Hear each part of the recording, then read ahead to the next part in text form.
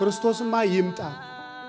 ይሄ ሁሉ የሃይማኖት ተቋም እንደፎከረብን ሴቱና ወንዱ ሳይለይማ ማን ይፈርድልናል? እሱ ይምጣና የዚችን ቤተክርስቲያን ልልና ይመስክርላት እንጂ ምን ዳኛ አለን? ማን ይመሰክርልናል? ማንም እንዲያፉን እንደከፈተብን ወንዱ ማህይሙ ሁሉ እየተደራጀ እንደቀለደብንማ አንቀርም።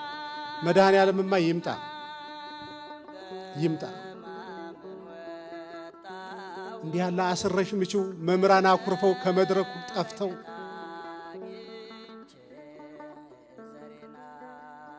ምላሳሞች ተደራጅተው ጉድ ሲሰሩን መድኃኔዓለምማ ይምጣ። በተስፋ እንኖራለን። የመምራን እንባ ሳይታበስ ድሮስ ምን ሰላም አለ? እየተጎላደፈን ቢሆን ምላሳቸው ወልድ ዋሂድ በተዋህዶ ከበረ ብለው ያስተምሩ የነበሩ መምራን ናፈቁን።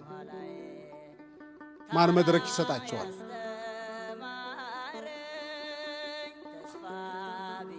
ክርስቶስ የሞተለት ሕዝብ የማንም አስማተኛ መጫወቻ አትውደቁ፣ ተስፋ አትቁረጡ።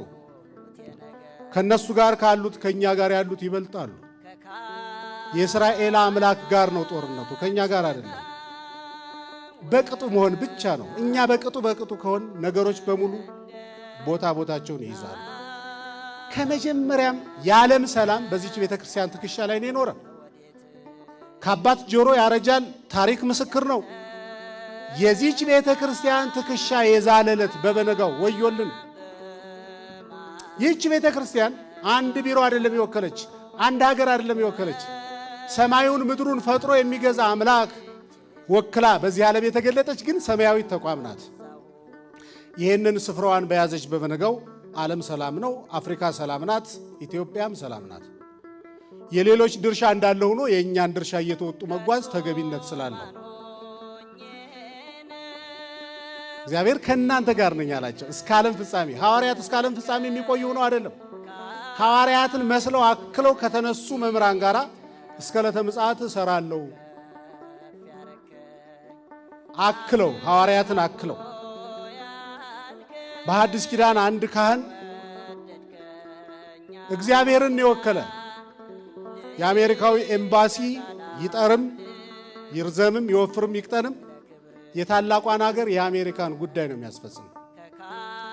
በዚህ ዓለም እግዚአብሔርን ወክሎ የተቀመጠው ካህን አገልጋይ ምዕመንም ጭምር የእግዚአብሔር ተወካይ ነው። እግዚአብሔርን መወከላችንን ካወቃችሁ ተሰትራችሁ መኖር ትጀምራላችሁ። በደም የተገዛችሁ ባሪያ እግዚአብሔር የተፈጠራችሁ መሆናችሁን ካወቃችሁ የኛ ስተት የሰውነትን ክብር ሳናስረዳችሁ ከደመና በላይ ስላለው ምስጢር መናገራችን ነው። ሰው ያቃተው መንፈሳዊ መሆን አይደለም፣ ሰው መሆን አቅቶት አግኝተነዋል።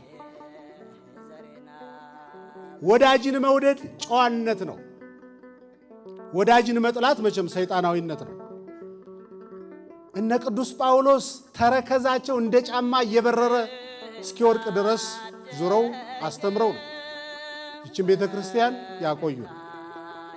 ካባው ላንቃው ነፍሳቸውን አስይዘው ተደራድረው ካላውያን ነገስታት ጋራ ዋጋ ከፍለው ባቆዩ ሐዋርያት የተገኘች ናት።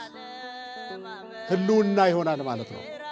ማህበረ ሐዋርያት የሰንበት ትምህርት ቤት ወጣቱ ብቻውን ሲሰበሰብም ተገቢ አይደለም፣ ሲበተንም ተገቢ አይደለም። ብፁዕ አባታችን እታርማለሁ በኋላ ወጣቱ ብቻውን ሲሰበሰብም ከጥቅሙ ጉዳቱ ይብሳል፣ ሲበተንም ሌላ ችግር ነው። መፍትሄው ምንድነው ከተባለ እግዚአብሔር የሰበሰበውን ወጣት ቤተክርስቲያኒቱ በበላይነት እያረመች እየመረቀች እየባረከች በጸሎት እያስጀመረች በጸሎት እያስፈጸመች ላደረጉት ጥሩ ነገር ሽልማት ላጠፉት ጥፋት ማስተካከያ እየሰጡ አብሮ መስራት ነው።